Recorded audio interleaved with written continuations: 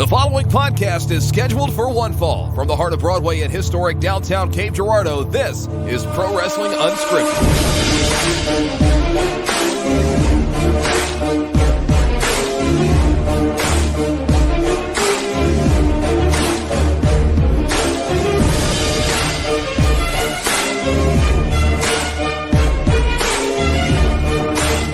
It's Wednesday,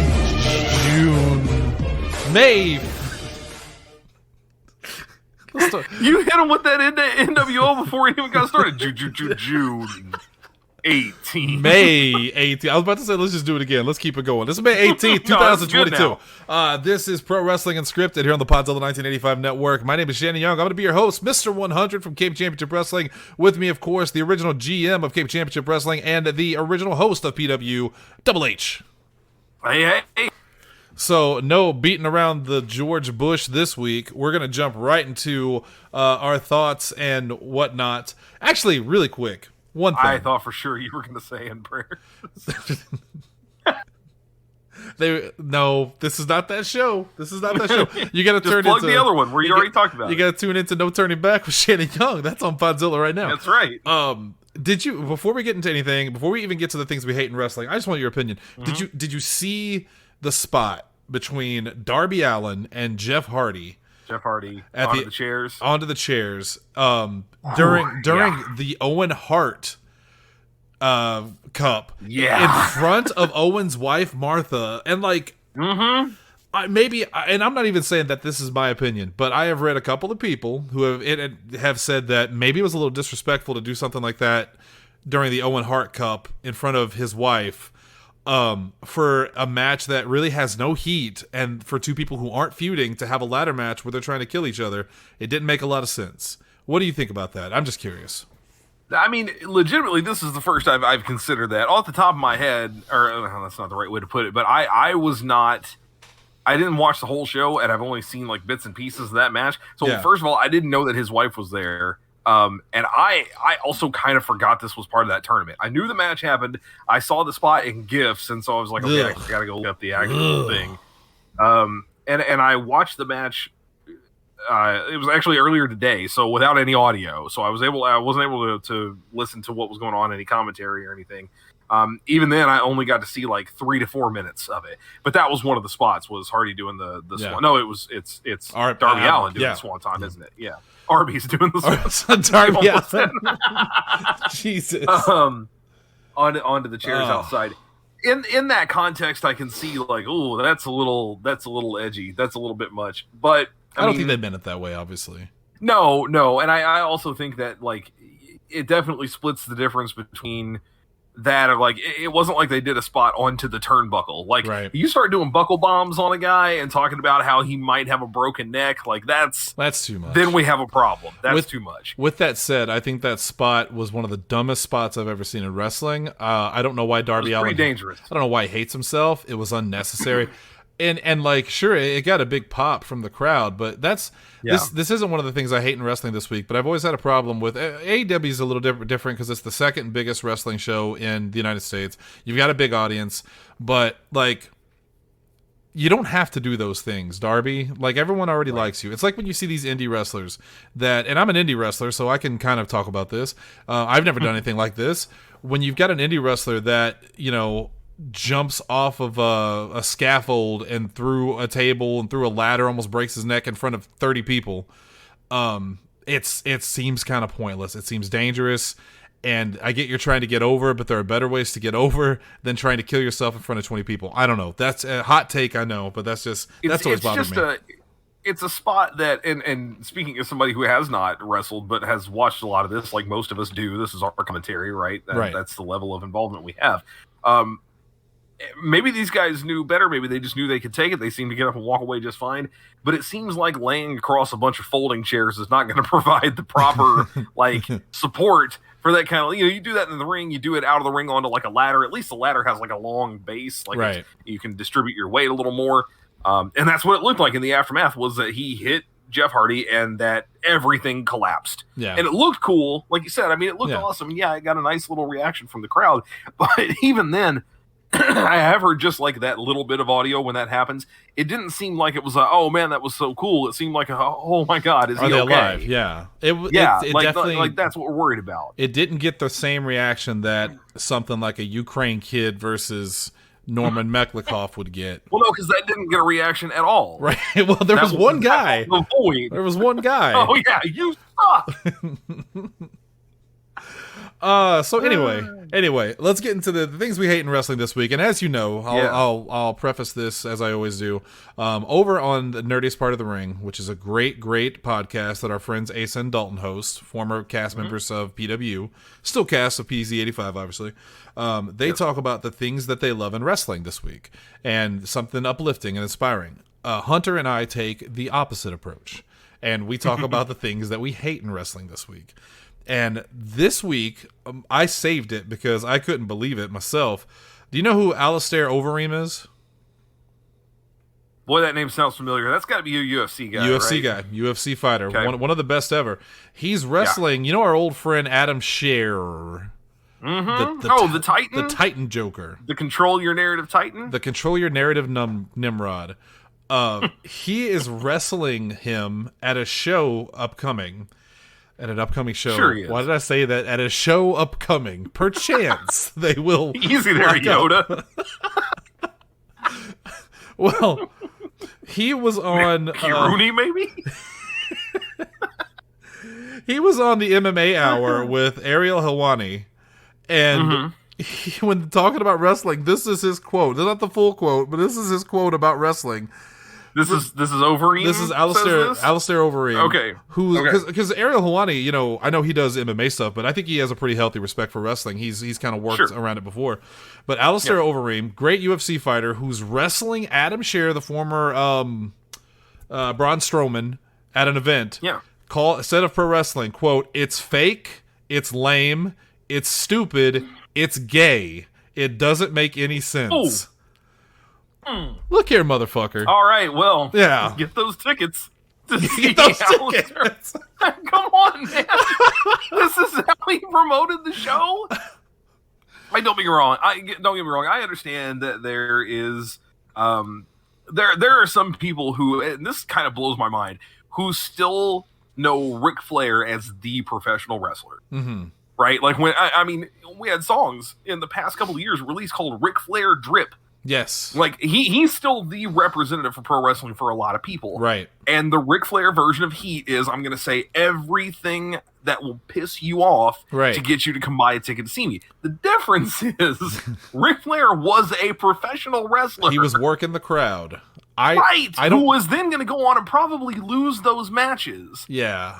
To get or win by some, distraction or some kind of... Yeah, exactly. What? I don't know if that's what this is. Like, there's a couple of MMA people that really do have a respect for wrestling and have succeeded at it. Dan Severn, we worked with him at CCW a couple times, and he was always a pleasure. Ken Shamrock is Brock Lesnar. I know he was wrestling first, then UFC, and came back. But correct me if I'm wrong. Steve Blackman was UFC, or he was like a non-professional wrestling fighter of some sort first, right? I know he was a legit badass. I don't know if he ever did fight, but like that's the rumor. I'm gonna find out. I'm curious now. But I don't know what I hate more about this is the fact that this is how he's trying to put over the match, or that in the year of our Lord, the Ukraine kid, 2022, people are still saying that's gay as a derogatory term. Like, come on, dude. You got more fucking sense than that. That's the well you have to go to is that's gay. Oh my god. That's sad is what that is. So, as a quick aside, because I had to know, Steve Blackman was not an MMA fighter. He was a competitive bodybuilder and weightlifter. He slimmed down a lot to actually wrestle before that. He was doing a lot of the bulking up type stuff. But he does know like martial arts. He does legit. He's big on the Eskrima stuff with the sticks. Yeah. He does Taekwondo apparently, or did. He really was the world's most dangerous. No, what was Steve Blackman's nickname? The Lethal Weapon. The Lethal Weapon. He was the Lethal Weapon. If you go to his Wikipedia page, though, it is very funny. The very first few things that it lists him as is an American martial arts instructor. So that's number one, because that's kind of what he's doing now. Yeah. A bail bondsman and a former professional wrestler. He does bail bondsman still. I saw a commercial he did a couple years ago for it. It was pretty intense. Actually, I just saw him over the weekend. He did I don't know if he did a convention with Rikishi and I want to say the Hardy Boys, but I may be wrong. And he looked good, man. Other than he's got some gray in his beard, but dude, he looks the exact same and is just cut. A real lack of love for Steve Blackman. Seriously, people seem to have forgotten him, which is a real shame. Yeah. As best I can tell, it's still going. It's called Blackman MMA, and he started it way back in 2003. So I'd go to that. Yeah. I would not go to that school because they would beat me up. But point is, I would like to support that school verbally by saying it's good. It's good. And I can't imagine it's not good. But fucking Alistair Overeem, like that's a lot of MMA guys have that mentality that they're so threatened by professional wrestling that they hate it exists. How many times have you seen a real quote unquote fighter go after wrestling because it's fake and it's bullshit? As someone again that's been in the ring and has been thrown around and beat up, it's scripted, of course. Obviously, anyone that still uses wrestling as fake as like a burn against a wrestling fan at this point, man, you're like 20 years too late. But it hurts and it takes a lot of skill to do it. So a lot of the times when these MMA guys come into wrestling and try it out and realize how hard it is, they have a whole new respect for it. So I'm hoping this Alistair Overeem gets the same treatment. I hope he has a healthier respect for it, and especially if he ever plans on controlling his narrative. You know? Well, yeah. How's he supposed to do that if Braun Strowman is in there? I'm sorry, Adam Scherr is in there throwing him around, controlling his narrative. Yeah, well, you can only have one narrative be controlled. Alistair doesn't understand that the fight isn't with Adam Scherr; it's with himself. It's with himself. That's the crazy thing. Long as I'm trying not to die on the air. As long as he doesn't get in there and start throwing, super kicks and planches, then and no Canadian destroyers, then there's Canadian destroyers. I knew there was another one. There's no narrative at that point. Anyway, what's the narrative? That's what I hate this week is Alistair Overeem and that mentality of wrestling is fake, and also that in the year of our Lord, the Ukraine kid, Mr. MAGA, you're using gay as a derogatory term. Oh my God, grow up. Anyway. I have a really stupid one this week that I actually was just reminded of like minutes ago, because I remembered there were several different things I wanted to talk about here, but I didn't know what would really fit. This one, because it doesn't really like make me angry, I think is probably the way to go. I hate it, but like, it's in an old school commentary, like, will you stop kind of way. Sonya Deville was in a match on Raw. So she had a match against Alexa Bliss last week when Bliss came back after her marriage and everything. And Sonya lost in seconds. Yeah. And I kind of hated that too, because it was real stupid. They've been building Sonya up as this big, challenger, and now she just kind of sucks for some reason. I don't know. They had another match on Raw. Alexa won again. And then Sonya slapped an official after the match. Now, Shannon, I don't know if you know, but that's against the rules. That's against the rules. Was she fined? She was fined, and I don't remember what the number was, but she was fined. And I got to tell you, I really have always hated this character, this person has been fined for their actions thing. And mainly, it's not just because it's stupid, because it could be not stupid. That could be a real thing that could be entertaining and interesting if you incorporated it into an angle properly. That could have been how we got to, like, sad Baron Corbin. That could have been how we got to the sad... Like, he got himself fined to death and all that. Yeah. It doesn't mean anything. It means nothing. Right. Nothing comes of it. It gets put up on the website. It gets passed around the dirt sheets as like part of an angle, and then it never comes back on TV. They might briefly mention, you were fined last week in a promo. How do you feel about that? And they will do nothing with it. Yeah. What is the point? It is wasted breath and wasted air to ever get into this, and it's such a shame because again, it could be something interesting and it never gets used properly. I feel like it's there to add some spice to the story, but yeah, they don't do anything with it. So what's the point? The only time I remember there was a fine, and I think it was legit. I never knew if this was real or not, and that's actually, now that you say that, this the only time I could ever remember hearing this person was fined for what they did, and I didn't know if it was real. It was Shawn Michaels and Triple H where they were doing the DX thing, and they were they were doing something. It was so disrespectful. Shawn Michaels mentioned that WWF fined them like $25,000 for what they did on TV, and like I always thought that was real because I remember DX doing that shit on TV back then. That was really risque. So I could see WWF being like, no, and plus Shawn just basically did whatever he wanted at the time, so he ate that fine maybe. It's not my... See, I'm sitting here now and I'm trying to parse out some ways to use this. That whole, like, one wrestler is kind of indentured to another thing. You said Shawn Michaels, and it reminded me when he was... And I can't remember what led up to it. You remember when he was indentured to JBL? Like, he had to do whatever JBL said because he needed the money or some kind of thing. That's not my favorite angle, but, like, off the top of my head, an interesting way to use the fine thing. New wrestler comes up, gets started, doing well for a couple of weeks, but then does something like off the cuff, like maybe loses a match in a way that they are frustrated about or whatever. They get into an official's face and they hit them. They get out of their head for a second. They do something they shouldn't have. They get fined for it. And this guy just comes out and says, I don't have that kind of money. I can't do that. Somebody like a Cameron Grimes comes along and goes, I do. Yeah, I'll pay you off. Just, do me a favor for a while. I'll take care of that. Yeah. Just do me a couple favors. Immediately, to me, 1,000 times more interesting than she was fined for hitting an official. Well, what's going to happen because of it? She's going to pay her fine. Okay. But she better not, she better not do it again, though. If she does it again, they're going to double it. We're going to fine her again. Oh, my God. I hate that. I guess the how do you put this? Like the overarching idea of this is I hate wasted potential. Right. On like what could be something cool and ends up being a waste of breath. That's what I hate this week. And trying to blur the line between scripted and unscripted, but in a way that doesn't matter. We don't have time for that. It's almost 9 o'clock already. Let me hit you with that Legion of Doom. Speaking of blurring the line between scripted and unscripted, oh boy, let's get into our lead story. So our top story, we're beating Asa and Dalton to the punch, bastards. I got on the internet recently. And I went to 411 Wrestling, which is kind of my... It's where I go to check major wrestling news. And then I'll hit Reddit, stuff like that. But I saw a thing up talking about... you probably heard about this, ladies and gentlemen. Sasha Banks and Naomi walked out on Monday Night Raw. Actually, even before the show. I think like 5 minutes before the show or during the show or something like that. So WWE's press release, because they issued a press release. Oh, I know. I want to read that. Yeah. The official deal, as best I... Oh, do you have it pulled up? I have it pulled up. Well, I'm going to let you read it. I don't have it pulled up. We'll just read. This is what... All right, so the story happened, and within hours, WWE legitimately put out a press release. Here's what we knew beforehand. Sasha Banks and Naomi walked out on Raw. That was what we knew. And they had to change the main event from a 6-pack challenge, which would have been Naomi and Sasha Banks, who were the tag champions, plus, I think, Doudrop, Nikki. And Nikki Ash. Yep. And then I think it was... Asuka and Becky Lynch was in there. Big Time Bex, I think. Yeah. Yep. So they had to change it around, and no matter what happens, no matter what the official story is, Doudrop and Nikki Ash got dropped from the main event, and that sucks for them. Right. That sucks for them that they lost that. But here, yes, it does.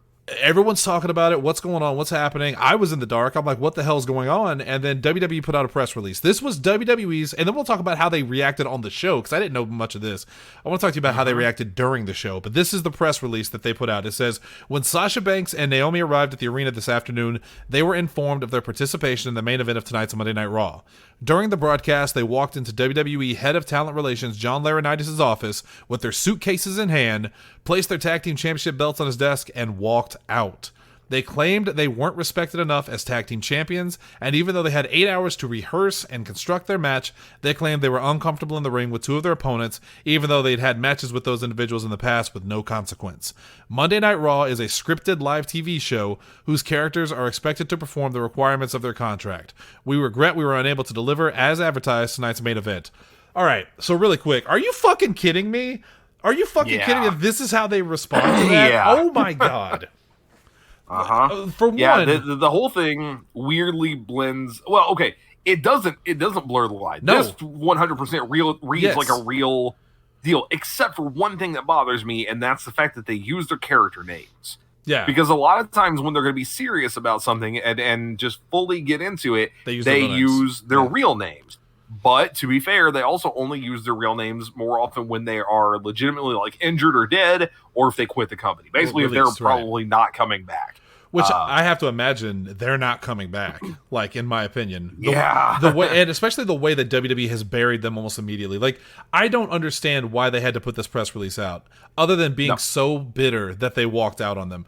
Because it's not like they haven't changed main events before. Just a couple. I mean, I know, yes, this was during the show, obviously, but just a couple weeks ago. Sometimes this happened during the show, too. I mean, that's not out of the question. No, they change stuff around all the time. Some of these shows aren't even written until during the show because they change so much shit around. Or approved by Vince McMahon.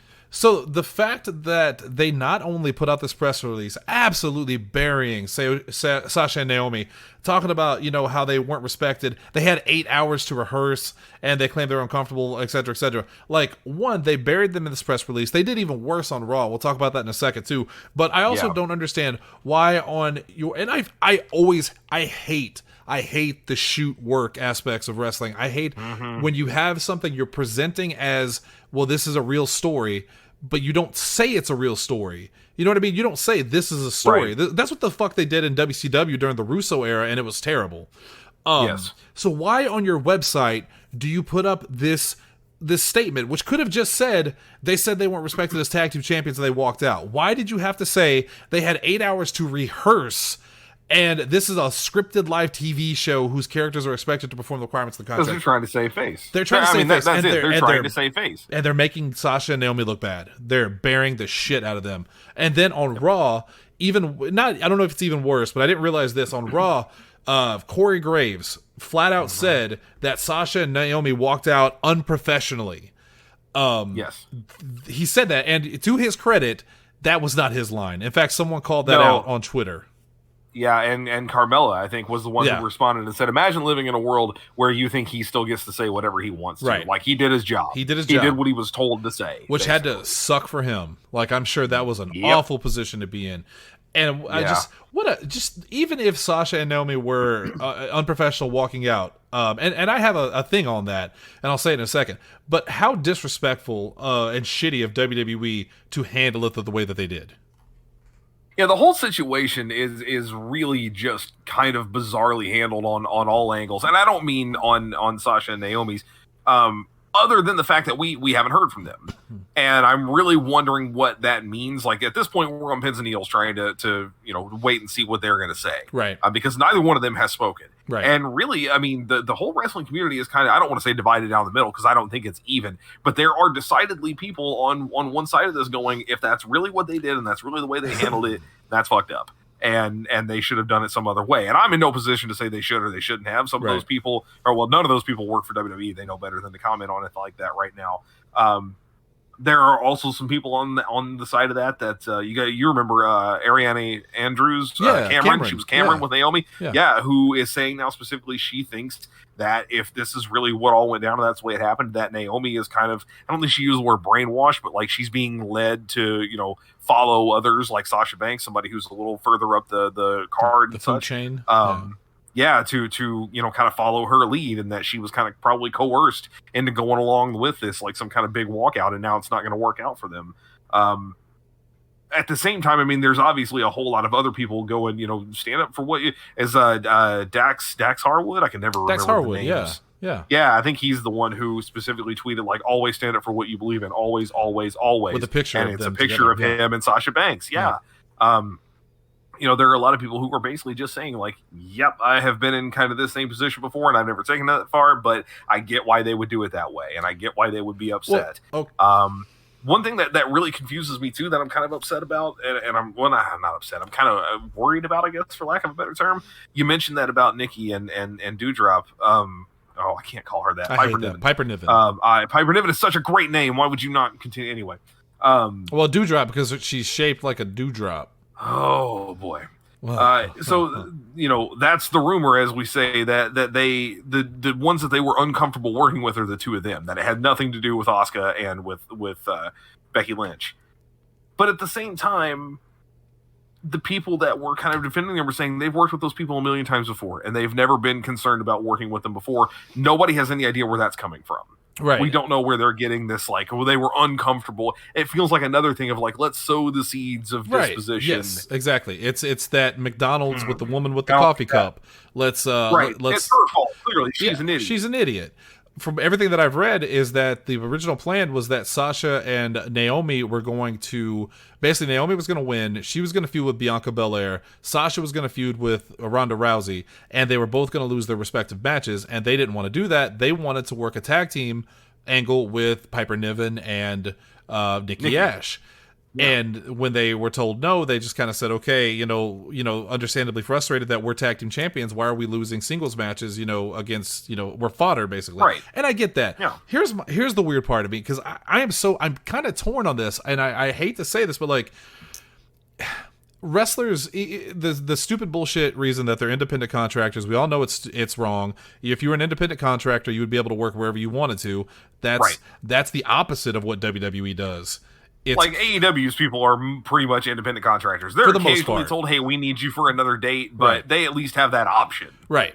But with WWE, it's very strict. You can't work anywhere else. Yes. But also in that sense is that the wrestlers are being paid. They're being paid to perform the act that they are given.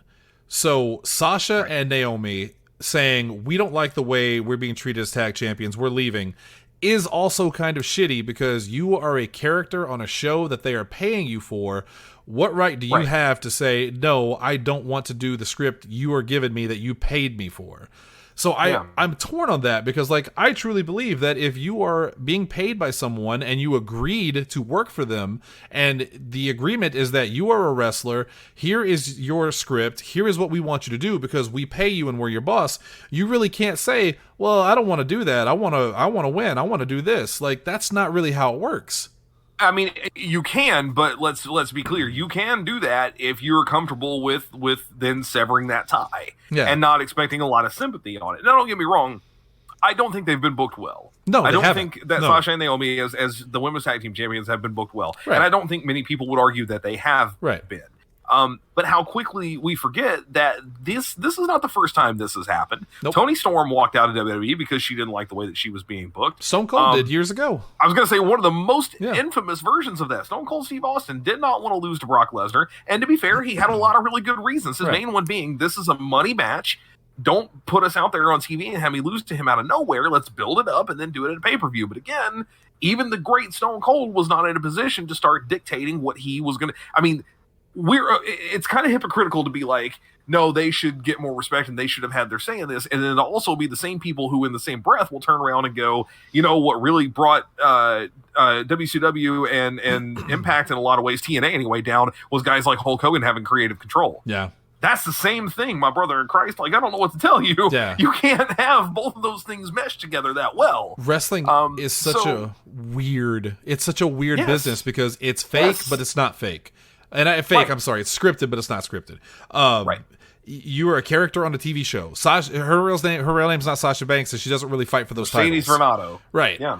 And don't get me wrong, I'm not really into the hot takes right now of people being like, well, this is what you get when you have a famous cousin like Snoop Dogg, or this is what you get when you went and got on The Mandalorian and now you think you're a big Hollywood hotshot. Because, of course, there was also that story of her and Bayley, like, and I don't think any of this was ever like confirmed, vindicated or ever proven to be the case, of them like laying on the floor like babies, like just like frustrated at the way they were being booked.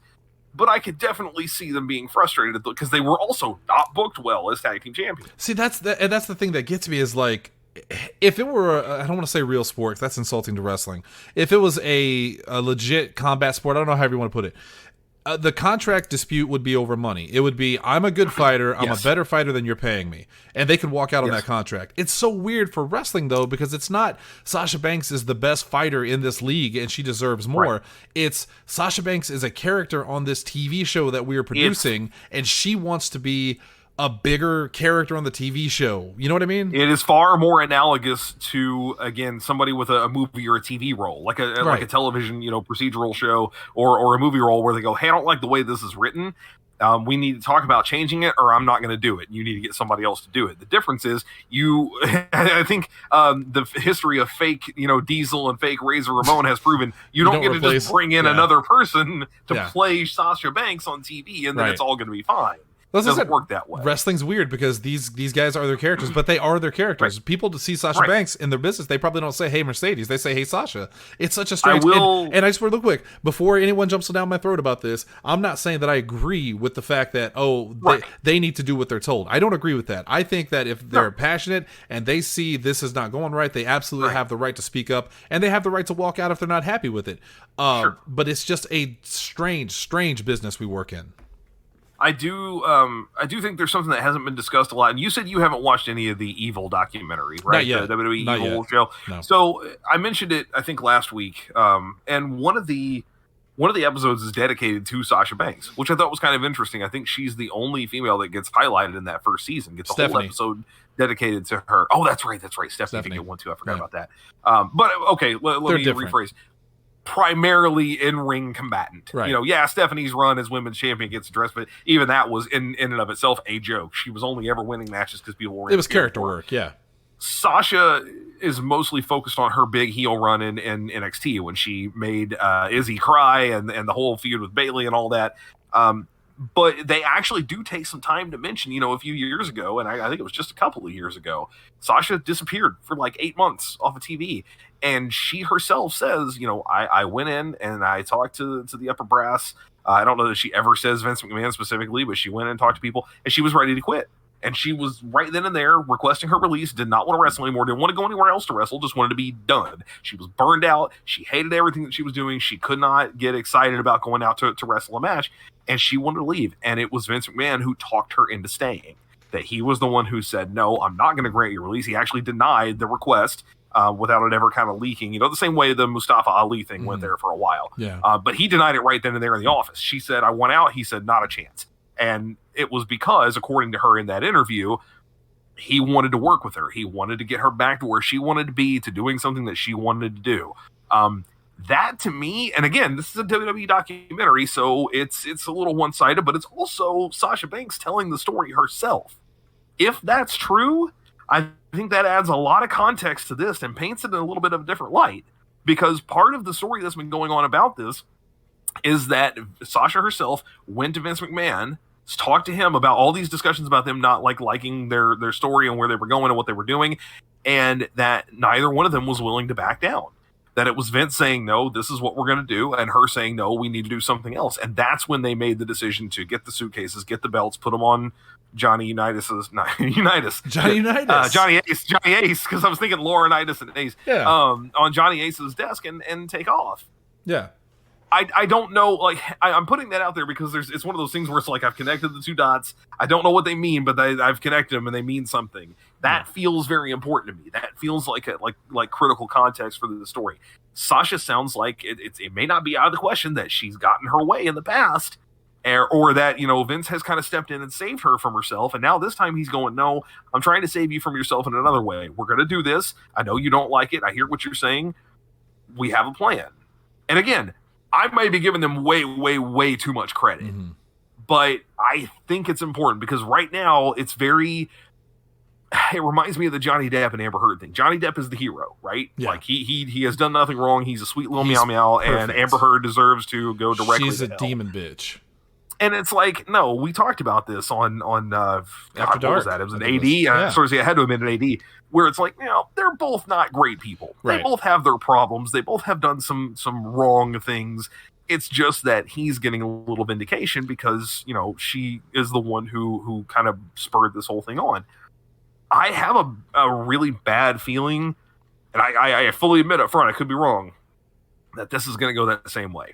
That once the truth of all of what happened on this is going to come out and then come to light, that there's going to be some vindication on, hey, nobody really handled this well.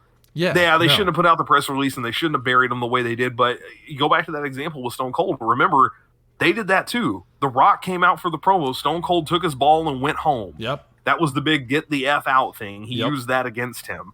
And they buried Stone Cold. They made him look stupid. Yes, it did. On TV. It was only a little while later when he agreed, kind of the same way Sasha Banks did, to come back and work with Eddie Guerrero and kind of get his smile back, to use an old Shawn Michaels, analogy, that everything kind of went back to normal. So that's why I think, yeah, maybe they're done now. They may come back down the line, but I really, really I need the whole picture. I need all the puzzle pieces to be revealed here, because I suspect the picture is going to be very different than what a lot of people are thinking it looks like right now. I absolutely agree with that. There's definitely more to this than they've said. And, my fear is that when Stone Cold did it, like you said, Stone Cold was the biggest star in wrestling.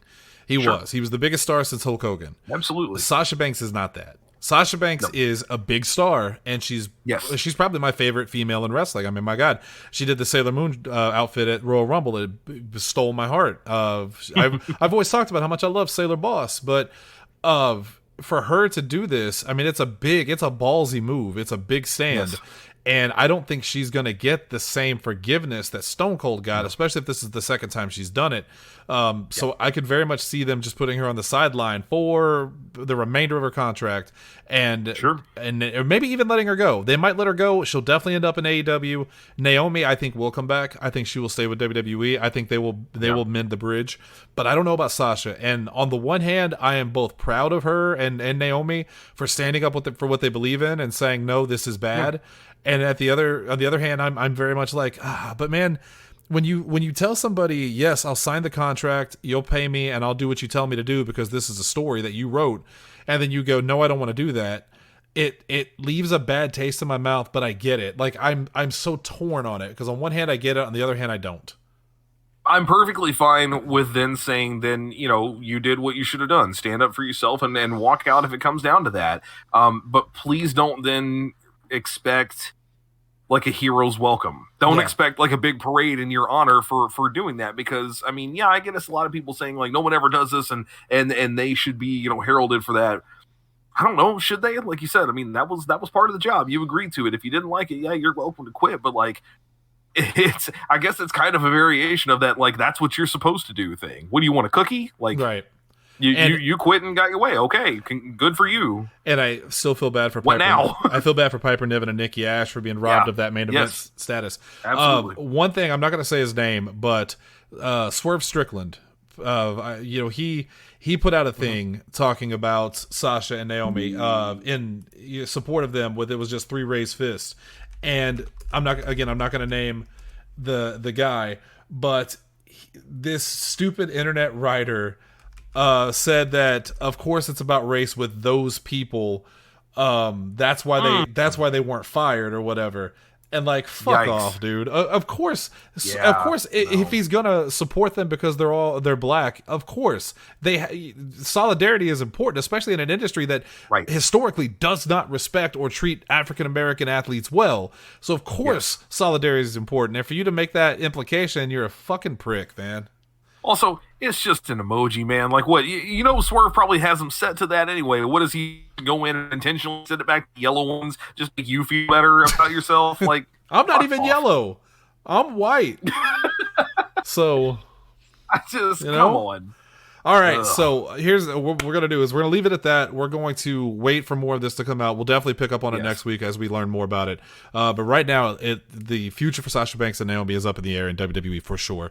We'll see what happens. I think in the next couple days, when they announce what they're going to do with the titles, it's all going to be very telling. So we'll keep you updated on that. In other news, really quick, we have an update. We have a sad update on Tammy Sytch, the former Sunny, who was arrested for DUI and basically killing a gentleman. What would a happy update look like at this point? What would be a happy update for this story? She goes to jail forever? Is that as good as it gets? It turns out it was all a huge mistake. She was actually on her way to Bible camp, and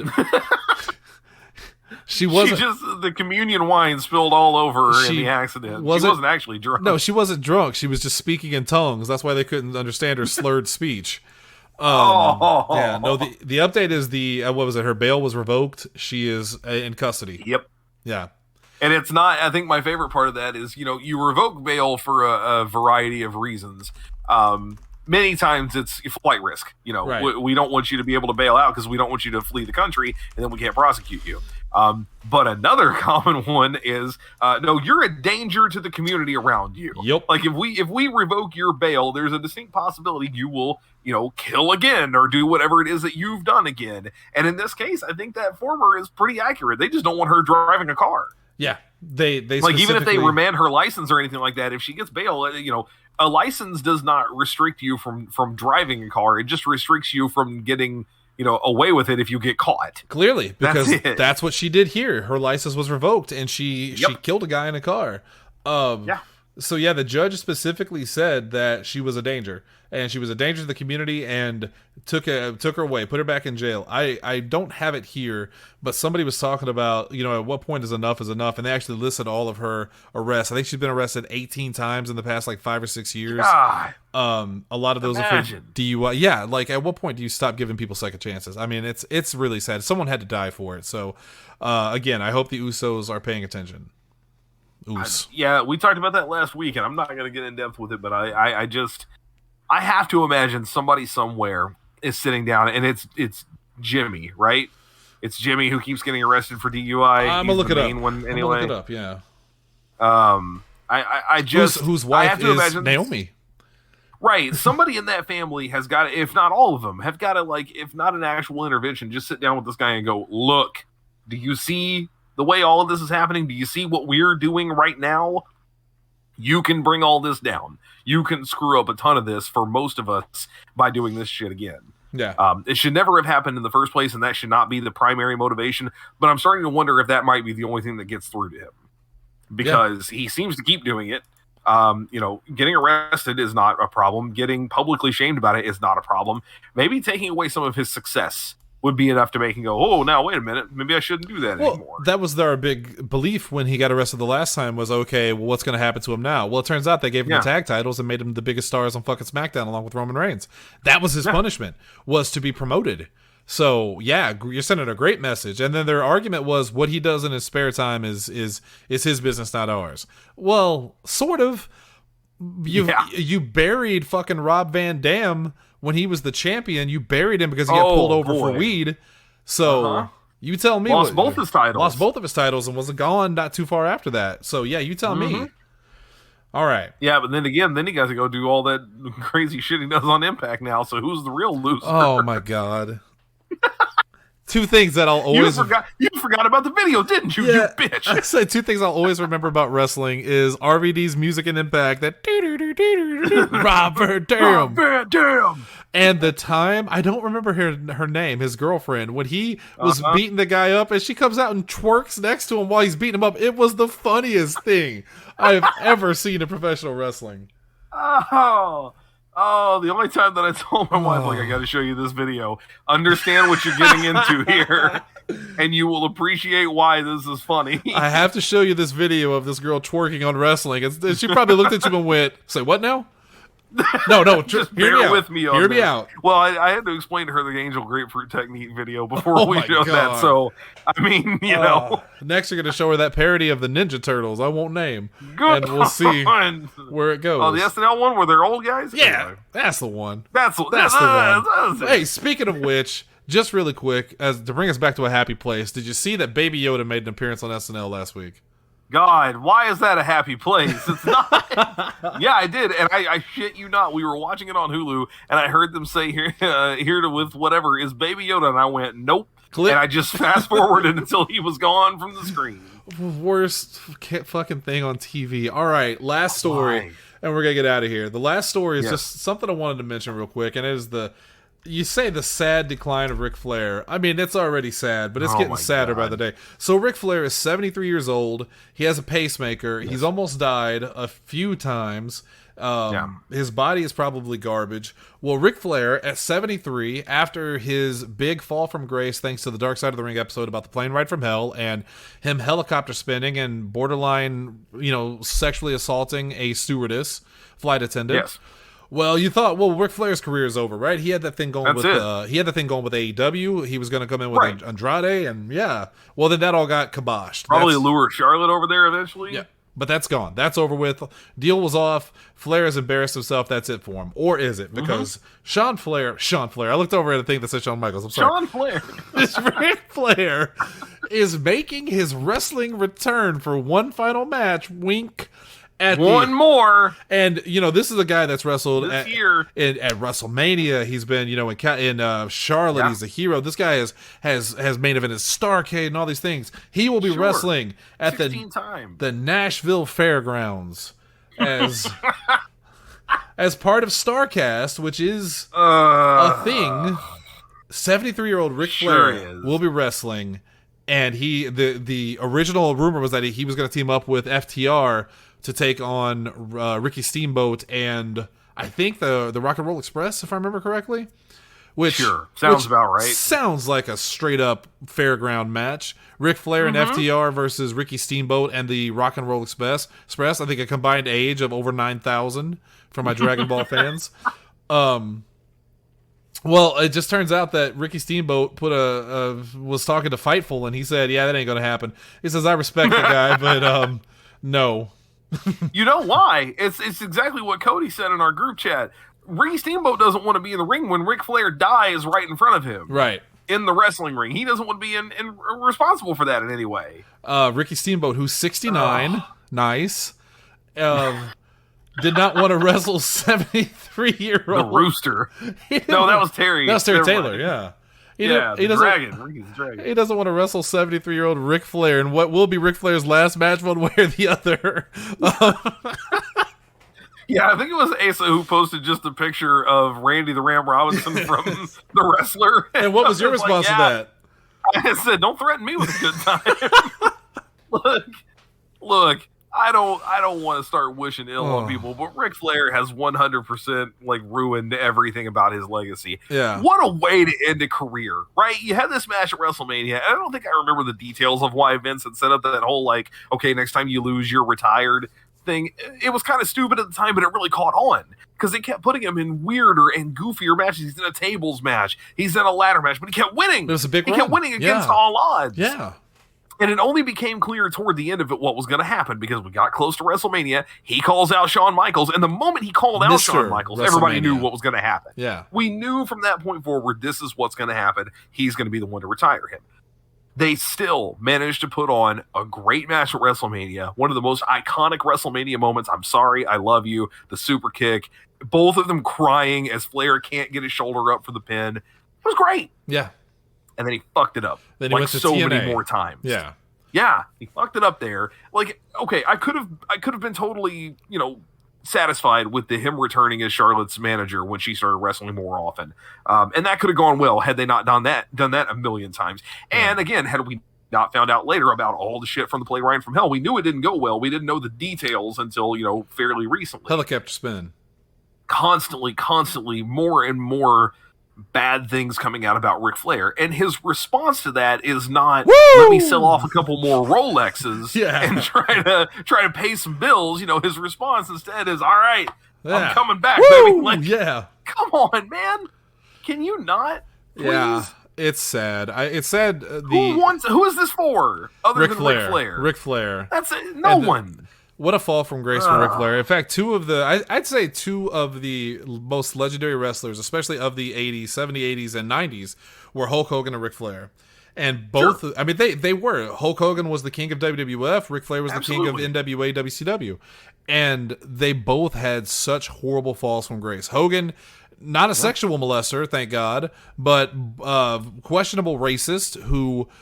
I say questionable only because it happened so many years ago, and God, I hope that he's turned it around because the shit that he said was disgusting, and he ruined his image, and more so than Hogan Knows Best did, and then his kid killed a guy, and he was telling him about the movie rights and stuff. So yeah, shitty human being. And then you have Ric Flair, who was the king of the South wrestling, and then turns out he's a drunkard and a sexual harasser.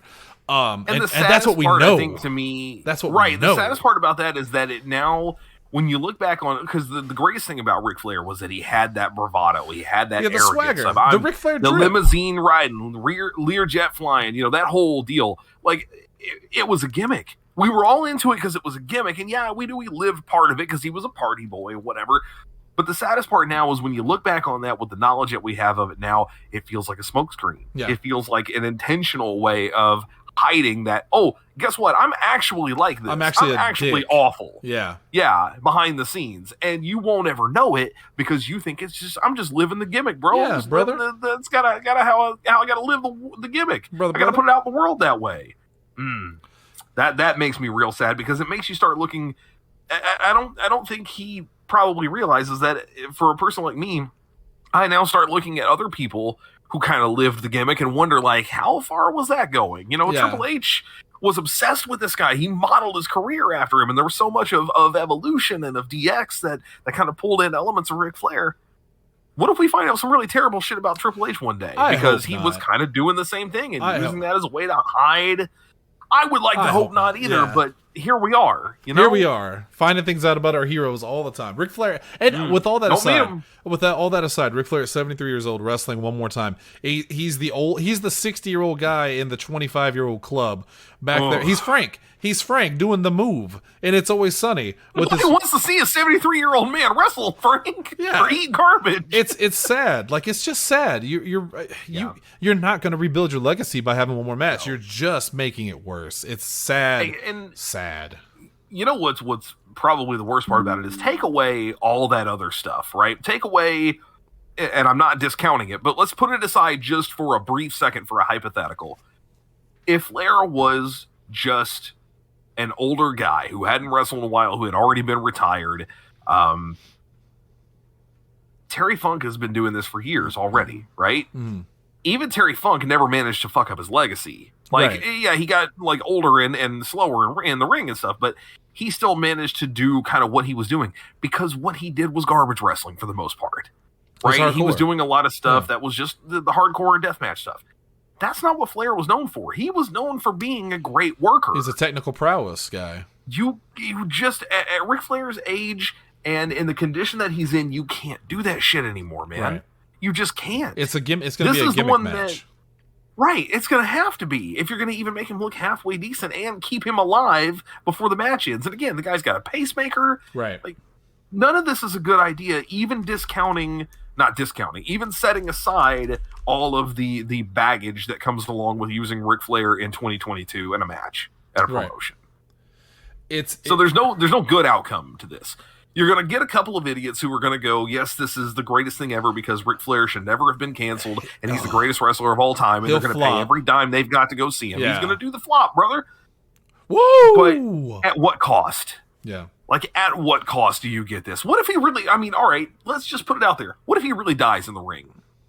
You really want to be the promotion where Ric Flair died in the ring? That reminds me, there's a guy, I forget his name, but he has actually got a hold of the commission in that state and wrote them a letter saying... I saw that. Yeah, he's trying to block Flair from wrestling by saying the people that pay the insurance, for these wrestlers, should not insure Ric Flair to wrestle. He's 73 years old, and he's right. He's right. Yes. I think everyone thinks that it's always the George Foreman story. It's always, remember, Big George Foreman was old when he won the title. It's that classic older guy. When the title. Do you know how old George Foreman was when he won that title? Not that old. In my head, I always think, he was like 55, close to 60. He was 45. Yeah. He was 45, man. He was the oldest heavyweight champion in history at 45. 45 is not old. It's 30 years younger than Ric Flair is right now. It's almost. Yeah, and everyone always goes, well, Foreman did it. He did it at 45, man. Ric Flair wasn't even 45 when Nitro went off the air, I don't think. He was already close to 50. Like, my God. And I get it. Like, Flair's not actually, quote-unquote fighting. He doesn't have to go out and, fight for his life. But he does have to get gassed up 30 seconds into the match, right? Yeah. He will be fighting for his life. Yeah. He really will. He will be fighting for his life. I can't say any better than that. I'm going to leave it there. We're going to leave it there. Not gonna get any better. We're going to cut it off there. All right. We're going to, because we got about 8 days left to get that Godzilla emblem, so we need to jump on it. That is going to do it. Oh, my God. Oh, what a depressing. Oh, my God. Why did we bring PW back? Why did we do this to ourselves? For this, we have to get it out here and put it out into the world so we don't have to deal with it. All right, that's going to do it for us tonight on Pro Wrestling Unscripted. We'll be back tomorrow with an all-new episode of After Dark. I already told Lindsay to start thinking of a topic right now. So she will have it at 7:30 tomorrow. 7:41. Until then, for myself and for Double H and for all of the... That's it. Never mind. That's it. That's the show. We'll see you guys. We'll see you guys tomorrow. Hunter, take us out. Woo! Later.